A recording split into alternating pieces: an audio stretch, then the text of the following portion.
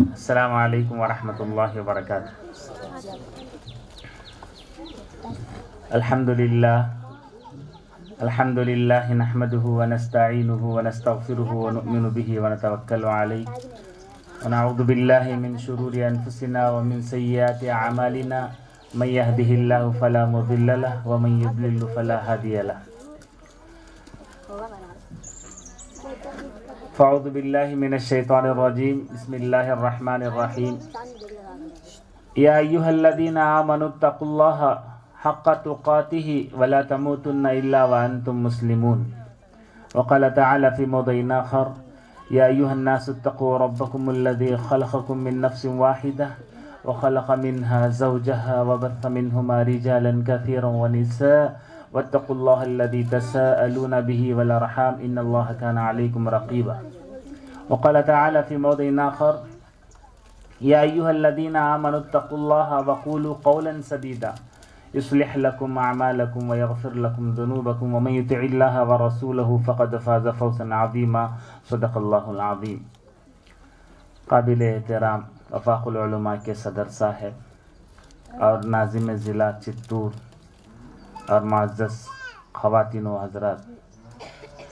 حضرات، جماعت اسلامی ہند کا جو مرکزی مہم مضبوط خاندان کے ضمن میں چل رہی ہے، وہ آج آخری اختتامی مرحلے پر ہے۔ آج کے دن حضرات، اس مبارک محفل میں میں مناسب سمجھا کہ مضبوط خاندان کے قیام کے میتھڈز کیا ہیں، وہ کون سے اپروچز ہیں، وہ کون سے میتھڈز ہیں، وہ کون سے طریقہ کار ہیں جس کو ہم اڈاپٹ کر جس کو ہم ہمارے خاندان میں امپلیمنٹ کر ہم ہمارے خاندان کو مضبوط بنا سکتے ہیں۔ تو وہ طریقہ کار میں آپ کے سامنے بتانے کی کوشش کروں گا۔ حضرات، آپ جانتے ہیں سب سے پہلی رشتہ داری جو بنتی ہے وہ نکاح سے ہوتی ہے، رشتے ازدواجیت سے ہوتی ہے، اور روئے زمین پر سب سے پہلی رشتہ داری اگر بنی وہ آدم اور حوا علیہ السلام۔ تو دیکھیے، اس خطبہ نکاح میں جو آیتیں امام صاحب قاضی صاحب پڑھتے ہیں، کبھی آپ نے ان آیتوں پر غور کیا؟ اس کا ترجمہ کبھی آپ نے پڑھا؟ دیکھیے کہ ہم نے اس کا نام رکھ لیا خطبہ نکاح، حقیقت میں وہ خطبۃ الحاجہ ہے۔ اور آپ کو معلوم ہونا چاہیے کہ اللہ کے رسول صلی اللہ علیہ وسلم کبھی بھی کچھ باتیں صحابہ اکرام کو کہنے کے لیے، واعظ و نصیحت کے لیے کھڑے ہوتے تو آپ کی مبارک زبان پر جو میں 3 آیت کریمہ آپ کے سامنے تلاوت کیا، ایک آیت سورہ احزاب سے ہے جو آیت نمبر 70 ہے، ایک سورہ نساء آیت نمبر 1 ہے، اور ایک سورہ آل عمران آیت نمبر 102 ہے۔ یہ تینوں آیت کریمہ آپ پڑھا کرتے تھے سب سے پہلے، بعد میں آپ کچھ واعظ و نصیحت کی باتیں کیا کرتے تھے۔ حضرات، خاندان کیا ہے اصل میں؟ خاندان کی ہمارے پاس کیا تفہیم ہے؟ اور آپ کو میں بتاتا چلوں، دیکھیے کہ خاندان کی 3 نوعیتیں ہوتے ہیں کہ ایک خاندان وہ ہے جو دادیال سے بنتا ہے، ایک نانیال سے بنتا ہے، ایک سسرال سے بنتا ہے، اور یہ تینوں خاندان بہت اہم مقام رکھتے ہیں۔ اور خاندان کی جو عناصر ترکیبی ہیں، ایک باپ ہے، یعنی شوہر سمجھیے، باپ ایک ہے، والدین میں آ جائیے نمبر 1، اور اس کے بعد جو ہے شوہر، بیوی، اولاد۔ یہ 4 عناصر ترکیبی ہیں خاندان کے۔ حضرات، اس خاندان کو بنانے کے لیے بہت کچھ کرنا پڑتا ہے۔ خاندان کو مضبوط کرنے کے لیے ایک وقت لگتا ہے، لیکن اس کو بگاڑنے کے لیے ایک لمحہ بس ہے، 1 منٹ کافی ہے اس خاندان میں دراڑیں لانے کے لیے، بگاڑ پیدا کرنے کے لیے۔ حضرات، آئیے ہم دیکھیں کہ ہم اپنے خاندان کو کیسے مضبوط کر سکتے ہیں، وہ کون سے میتھڈس ہیں، وہ کون سے طریقہ کار ہیں، وہ کون سے اپروچز ہیں جس کو ہم اپنی خاندان میں استعمال کر ہمارے خاندان کو مضبوط بناتے ہوئے ہم ہمارے خاندان کو مستحکم کیسے کر سکتے ہیں. حضرات بہت سارے طریقہ کار ہیں، لیکن میں نے خطبۃ الحاجہ سے جو 3 نکات کو 3 اپروچز کو جو میں نے لیا ہے، میں اس کو آپ کے سامنے رکھنے کی کوشش کروں گا. حضرات سب سے پہلی بات دیکھیے، جو خطبہ نکاح میں بھی پڑھی جاتی ہے آیت، 2 فریقین جب رشتے ازدواج سے منسلک ہوتے ہیں، میاں بیوی، نکاح قاضی صاحب پڑھاتے ہیں، تو آیت کریمہ دیکھیے، یا ایھا الناس اتقوا ربکم الذی خلقکم من نفس واحدہ وخلق منها زوجها، اے لوگوں ڈرو اس پروردگار سے جس نے ایک نفس سے، ایک جان سے، من نفس واحدہ، ایک جان سے تمہیں پیدا کیا، وخلق منها، تو اس کے بعد تمام انسانوں کو اللہ تعالیٰ اس سے اس کی ذریت پھیلائی. واتقوا اللہ الذی تساءلون به والارحام، یہاں دیکھیے دوسری مرتبہ اللہ تعالیٰ تقوی کی بات کرتے ہوئے کہتا ہے کہ تم ڈرو اس پروردگار سے جس کا نام لے کر تم بزنس کرتے ہو، لین دین کرتے ہو، جس کے نام سے تم ڈیلنگ کرتے ہو. واتقوا اللہ الذی تساءلون به والارحام، اور ڈرو اس پروردگار سے رشتوں کو توڑنے سے. میں آپ کے سامنے پہلا جو میتھڈس رکھوں گا وہ صلہ رحمی.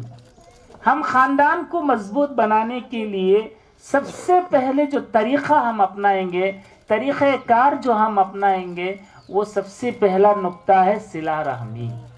حضرات صلہ رحمی کیا ہے جانتے ہیں آپ؟ ہم نے یہ مان لیا ہے کہ صلہ رحمی کا مطلب یہ ہے کہ جو آدمی میرے برابر آتا ہے، میرے ہم مقابل صحیح معلوم ہوتا ہے، اس کے ساتھ میں کچھ اچھا برتاؤ کر دوں، اور جو مجھ سے مکر جاتا ہے اور مجھ سے جو نفرتیں کرنا شروع کرتا ہے خاندان میں بھی اس سے نفرت کرتا رہوں. یہ عام طور پر ہماری سوسائٹی میں دیکھا جاتا ہے. حضرات میں آپ کو بتاتا چلوں کہ صلہ رحمی خاندان آج کے دور حاضر میں یہ صلہ رحمی کا فقدان رہنے کی وجہ سے آج ہمارے جو خاندان ہیں، ہماری جو سوسائٹی میں، اسلامی معاشرے میں، وہ خاندان کی بنیادیں کھوکھلے ہو چکے ہیں. اس کا فقدان ہے ہمارے نزدیک، اور صلہ رحمی کا مفہوم ہم نے صحیح طریقے سے نہیں سمجھا. اس کی بنسبت ہمارا خاندان آج جو ہے کھوکھلا ہوتا چلا جا رہا ہے. حضرات صلہ رحمی آپ کو معلوم ہونا چاہیے کہ صلہ رحمی اللہ تبارک و تعالیٰ کے جو اسماء حسنہ ہے، رحمان اور رحیم، اس کی اہمیت کو بتانے کے لیے میں آپ کو بتانا ہوں کہ اللہ تبارک و تعالیٰ کے جو اسماء ہیں رحمان اور رحیم، صلہ رحمی اسی سے مشتق ہے. سبحان اللہ.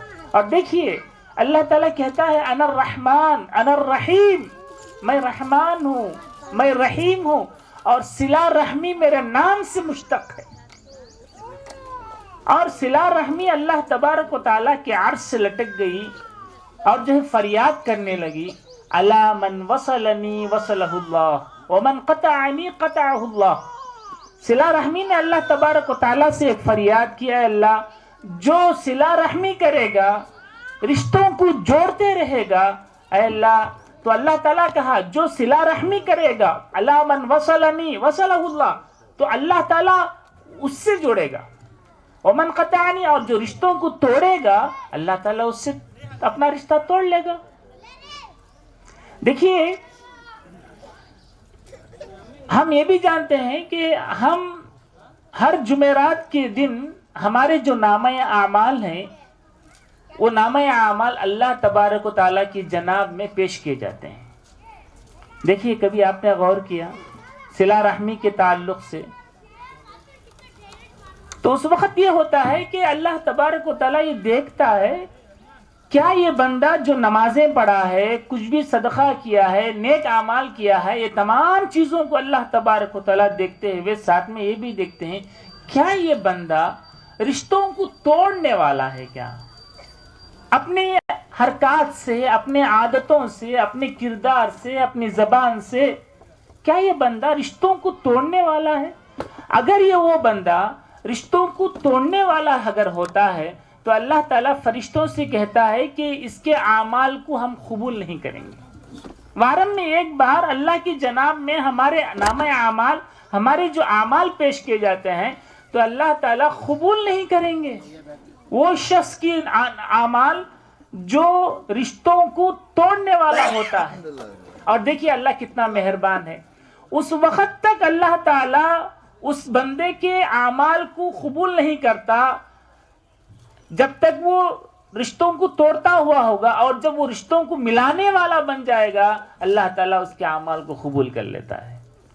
تو ہمارے اعمال کی قبولیت کا دار و مدار ہمارے خاندانی نظام پر منحصر ہے، اور ہمارے خاندانی نظام میں ہم کتنا رشتوں کو مضبوط کرتے ہیں، اور ہم ہمارے خاندان میں محبت کیسے پھیلاتے ہیں، رشتوں کو جوڑنے والے ہم کہاں تک بنتے ہیں.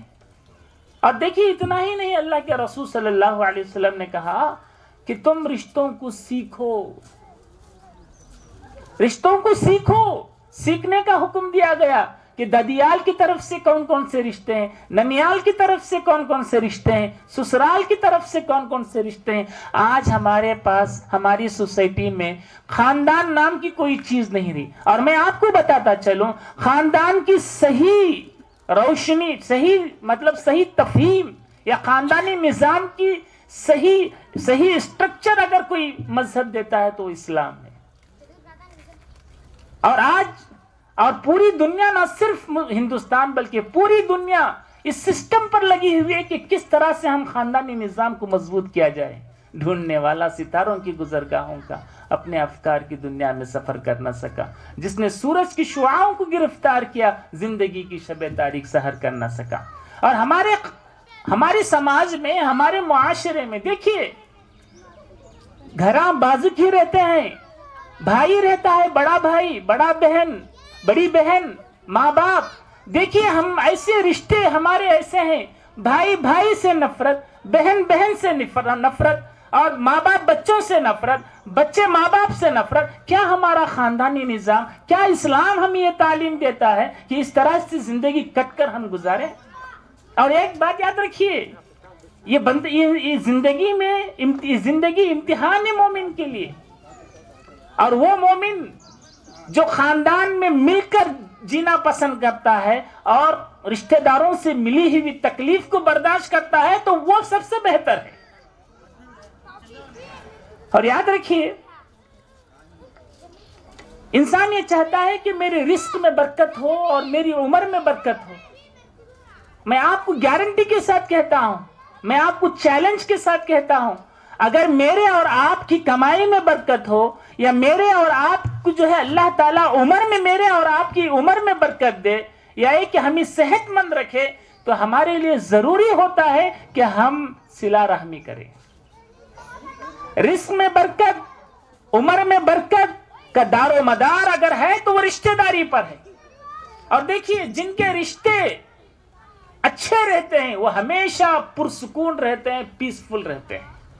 اور جن کے رشتے نفرتوں سے بھرے ہوتے ہیں، بغض سے بھرے ہوتے ہیں، اور دیکھیے ان میں کبھی ہمیشہ یہی دیکھیں گے ان لوگوں پر جو ٹینشن سے زندگی بسر کرتے ہوئے ہوں گے. خاندان ایک سہارا ہوتا ہے. زمانے جاہلیت، اس جاہلیت میں بھی، زمانے جاہلیت میں بھی دیکھیے ایسی قوم تھی جن کے اندر سوچ بھی نہیں سکتے تھے ان لوگوں کی کردار کے بارے میں. چھوٹی سی باتوں پر سالوں سالوں جنگ ہوا کرتی تھی. زمانے جاہلیت جیسے زمانے جاہلیت میں لوگوں نے خاندان کا کتنا پاس و لحاظ رکھا کہ اگر کوئی آدمی دعوت دے دیتا خاندان کا کہ مجھے کوئی تکلیف پہنچا رہا ہے تو پورے کا پورا خاندان نکل پڑتا اس کے سہارے کے لیے. خاندان ایک بہت بڑا ہتھیار ہے، خاندان ایک بہت بڑا سہارا ہے، یہ مان کر چلیے.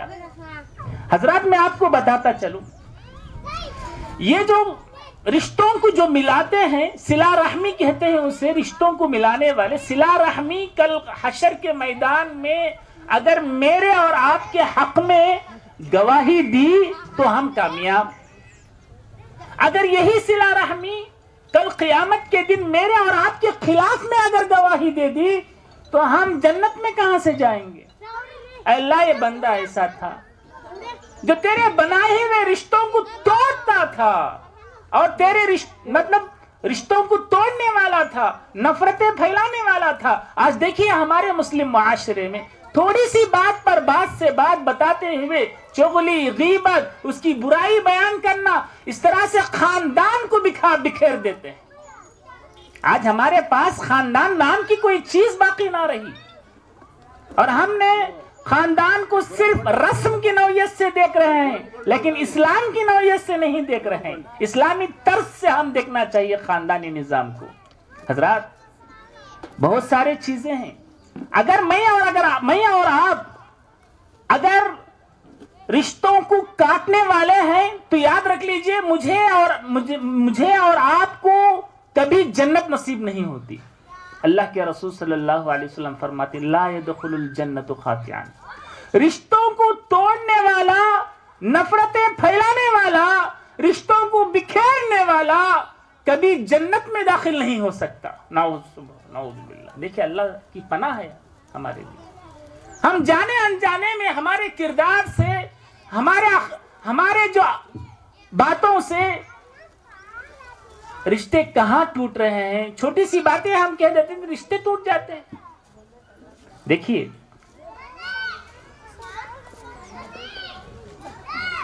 اور ایک بات ہم بصیرت کی نگاہ سے نہیں دیکھتے ہیں ہماری سماج میں۔ ایک بات یہ ہے کہ اللہ کے رسول صلی اللہ علیہ وسلم فرماتے ہیں انسان چوری کرے یا کچھ بھی کرتا ہے تو اللہ تبارک و تعالیٰ اس چیز کا جو گناہ ہوگا، سزا ہوگی، اس گناہ کی جو سزا ہوگی وہ قیامت کے دن دے گا۔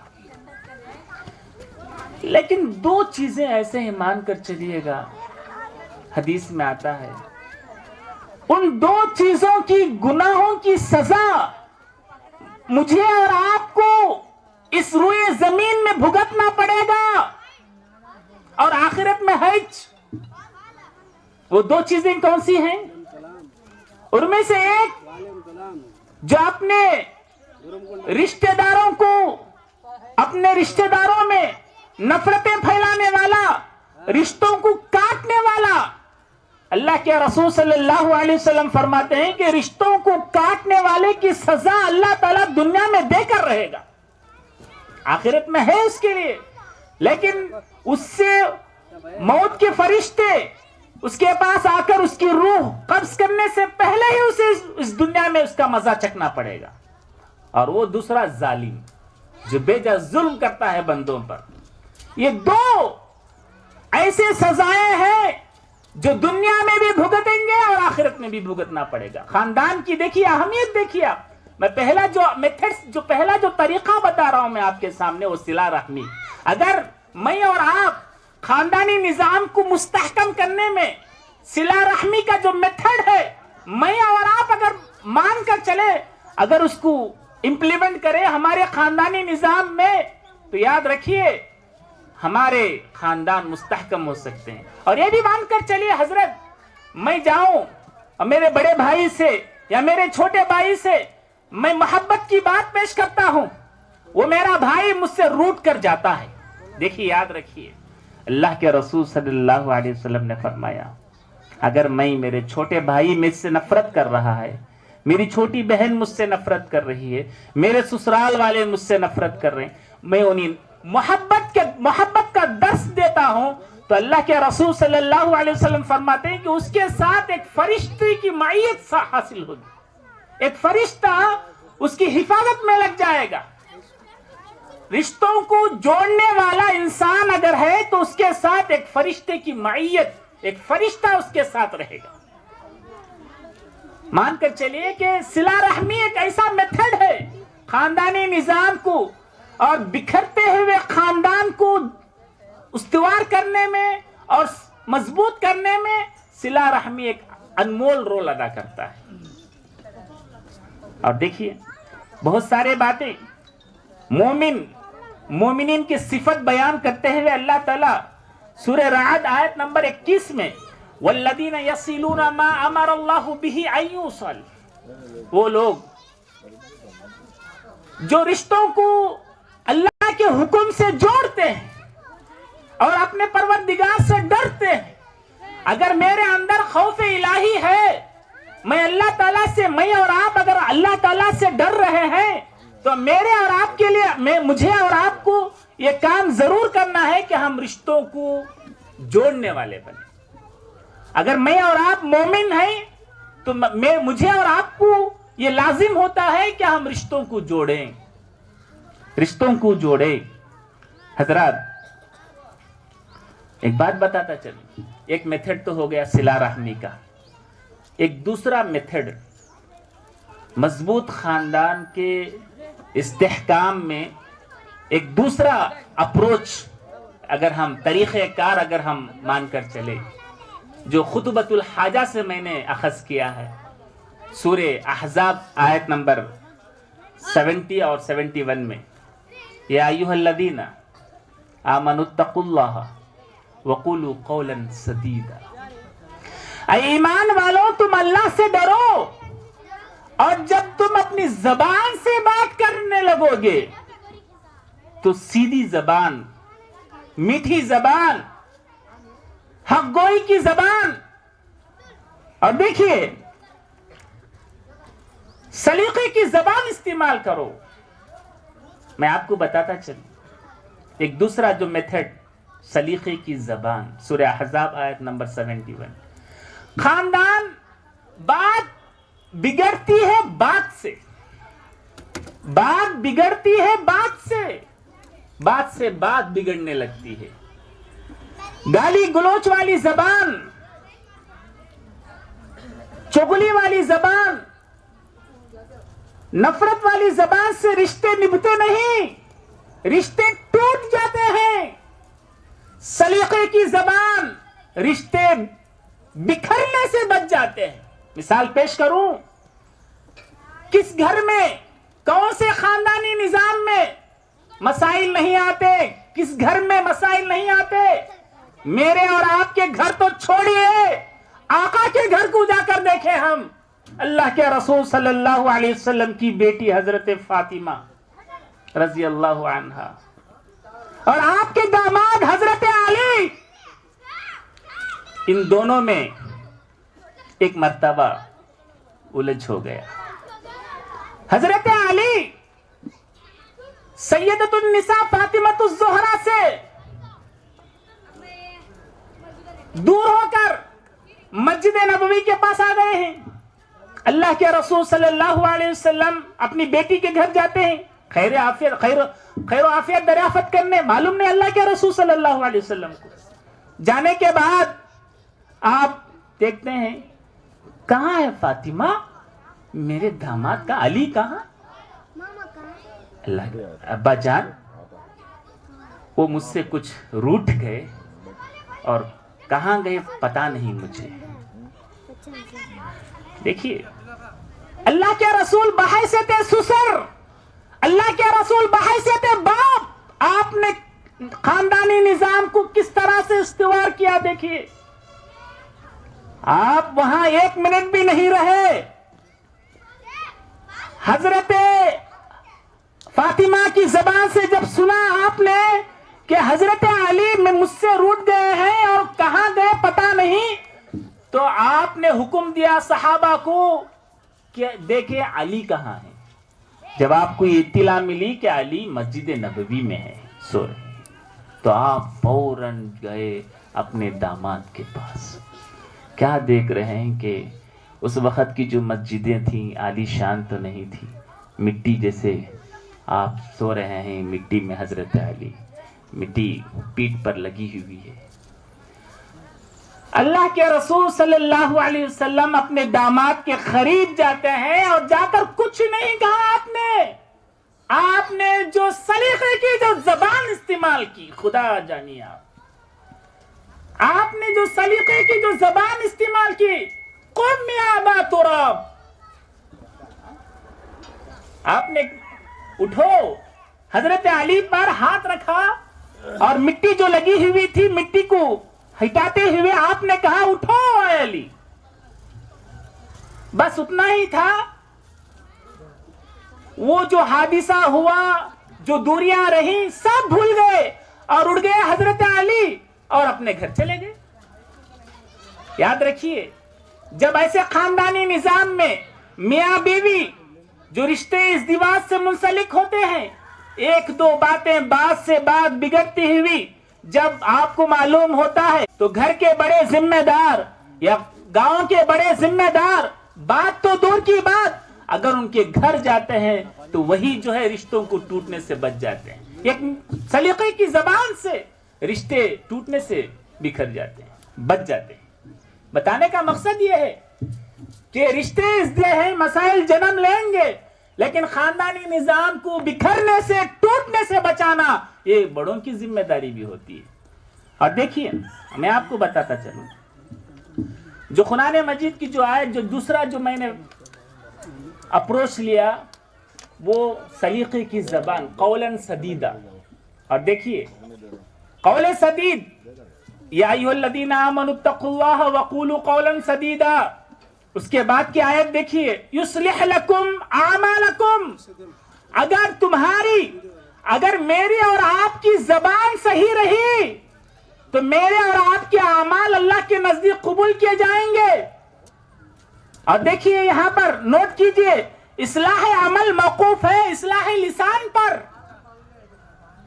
اصلاح عمل, میرے اور آپ کے اعمال صحیح ہیں, اچھے چل رہے ہیں, تو ہمیں ٹیسٹنگ کرنے کے لیے قرآن نے ایک پیمانہ دیا, کیا میرے اور آپ کی زبان اچھی ہے؟ دیکھیے کیا کلام بھی, دیکھیے قرآن مجید کیا, میرے اور آپ کے اخلاق اچھے ہیں, یعنی کہ میرے اور آپ کے عمل اللہ تعالیٰ قبول کر رہا ہے. تو اس کو ٹیسٹ کرنے کے لیے ایک ایگزام یہ بھی ہے کہ کیا میرے اور آپ کی زبان صحیح ہے, سلیقے کی زبان ہے, کیا میرے اور یہ زبان میں ہڈی نہیں ہے. اور یہی زبان ہے اللہ کے رسول صلی اللہ علیہ وسلم نے فرمایا, اگر آپ لوگ زبان کی ضمانت دے دیتے ہیں, یہ زبان صرف اللہ اس کے رسول کے احکامات کے موافق ہی چلے گی. اگر میں اور آپ اس زبان کی حفاظت کی ضمانت دیتے ہیں تو اللہ کے رسول صلی اللہ علیہ وسلم نے جنت کی بشارت سنائی. دیکھیے آپ, عملی زندگی صحیح رہنے کی شرط زبان سلیقہ مند رہے. اس زبان سے نکلنے والی ہر ایک لفظ کا حساب اللہ کے پاس دینا ہے. آج دیکھیے چھوٹی سی بات, سالن میں نمک نہیں یا کھانے میں نمک نہیں یا کچھ اور کمی ہو گئی, زبان سے جو باتیں نکلتے ہیں, اس ازدواجی زندگی جن خطرناک پہلوؤں سے جاتی ہے, ان بات سے بات بگڑتی ہوئی ہمارے مسلم معاشرے نے تو دیکھیے کہ کتنے کیسز آتے ہیں, کتنے مسائل آتے ہیں کہ طلاق اور خلا تک بھی پہنچ جاتے ہیں. بات سے بات ایڈجسٹمنٹ. اور میں آپ کو بتاتا چلوں, مرد قوام ہے, الرجال قوامون علی النساء, لیکن یہاں مردوں سے کہا گیا یہاں تمہاری بندگی کا امتحان ہے کہ تم اپنی طاقت کو ناجائز استعمال نہ کریں. اور دیکھیں یہاں سب سے اخلاق میں اللہ کے رسول صلی اللہ علیہ وسلم فرماتے ہیں, وہ عورت جنت میں جائے گی جس کا شوہر اس سے خوش ہو. دیکھیے اگر عورت صحیح معنوں میں خاندانی نظام میں رہ کر شوہر کے حقوق ادا کرتی ہے اور شوہر اس سے خوش ہے تو اس کے لیے رضا الہی ہے, اللہ تعالیٰ خوش ہوتا ہے. اور مرد کے لیے کہا گیا کہ تم اپنے اقدار کا, اپنے طاقت کا غلط استعمال نہ کرے. اس پر جو ذمہ داری عائد ہوتی ہے, حقوق جو بیوی کے جو حق ہیں باقاعدہ ادا کرے. تو بہرحال بتانے کا مقصد ہے کہ دوسرا جو اپروچ میں نے آپ کے سامنے رکھا وہ ہے سلیقے کی زبان. پہلا جو اپروچ, جو طریقہ کار ہے خاندانی نظام کو مضبوط کرنے کے لیے, وہ ہے صلہ رحمی. تیسرا جو میتھڈ ہے, سورہ آل عمران آیت نمبر 102 میں اللہ تعالیٰ کہتا ہے, یا ایھا الذین آمنوا اتقوا اللہ حق تقاتہ ولا تموتن الا وانتم مسلمون. اے ایمان والوں تم اللہ سے ڈرو جیسے اللہ تعالیٰ سے ڈرنے کا حق ہے. وَلَا تَمُوتُنَّ إِلَّا وَأَنْتُمْ مُسْلِمُونَ, اور تمہیں موت نہ آئے مگر اس حال میں کہ تم مسلمان ہو. اور یہاں پر دیکھیے ایک دوسرے کے جو حقوق ہوتے ہیں, جو انسان عین نکاح کے وقت آپ کو یہ تعلیم دی جاتی ہے, دو فریقین کو یہ تعلیم دی جاتی ہے, یا ایھا الذین آمنوا اتقوا اللہ حق تقاتہ ولا تموتن الا وانتم مسلمون. اور نکاح انسان کی زندگی کا سب سے خوشی کا دن ہوتا ہے. اس دن اللہ تبارک و تعالیٰ دو فریقین جو رشتے ازدواجیت سے منسلک ہوتے ہیں, عین خوشی کے موقع پر اللہ تعالیٰ موت کو یاد دلاتا ہے. ولا تموتن, تمہیں موت نہ آئے اس حال میں کہ تم مومن رہیں. تو عین خوشی کے موقع پر اس موت کو یاد دلانا, گویا تمہاری جو زندگی چل رہی ہے عیش و عشرت کی جو زندگی میں پڑھ کر تمہیں کہیں اللہ اور اس کے رسول کے احکامات سے کہیں غافل نہ ہو جانا. کب موت آئے گی پتہ نہیں. تو لہذا ہر لمحہ ہم ایسا ہونا چاہیے کہ کما حق ہو, جو رشتہ داروں کے جو حقوق ہیں, ماں باپ کے جو حقوق ہیں, بچوں کے جو حقوق ہیں, صحیح معنوں میں ادا کریں. تو دیکھیے کہ خاندان کے عناصر ترکیبی میں شوہر, بیوی, اولاد, والدین. شوہر کے جو حقوق ہیں, بیوی پر اطاعت کرنا اور حفظ غیب, اور اسی طرح سے بیوی کے جو حقوق ہیں شوہر پر مہر ہے, نان و نفقہ ہے, وراثت ہے. اور اولاد کے جو حقوق ہیں ماں باپ پر انہیں صحیح طریقے سے تربیت دینا, صحیح طریقے سے پرورش کرنا, اور ان کی اور والدین کے جو حقوق ہیں جو حسن سلوک, ماں باپ کے ساتھ حسن سلوک کریں اور ان کی مالی ضروریات کو ادا کریں, اور اسی طرح سے والدین کی اطاعت کریں.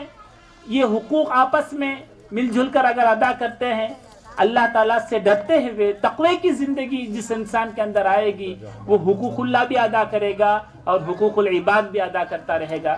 تو بہرحال میرا وقت ہوا چاہتا ہے, تو اللہ تعالیٰ سے دعا ہے اللہ تعالیٰ مجھے اور آپ کو جو خاندان کو مستحکم بنانے میں جو اپروچز, جو میتھڈز جو آپ کے سامنے رکھا, صلہ رحمی, سلیقے کی زبان اور تقوی انسانی زندگی میں جب بستا ہے اور حقوق اللہ اور حقوق العباد ہم صحیح معنوں میں ادا کر سکتے ہیں, اللہ تعالیٰ سے دعا ہے اللہ تعالیٰ ہمارے خاندانی نظام کو مستحکم بنائے اور بکھرے ہوئے خاندان کو صحیح راستے پر لائے.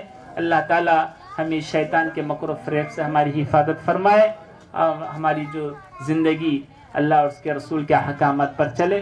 اللہ تعالیٰ سے دعا ہے اللہ تعالیٰ ہمیں عمل کرنے کی توفیق نصیب فرمائے. السلام علیکم ورحمۃ اللہ وبرکاتہ.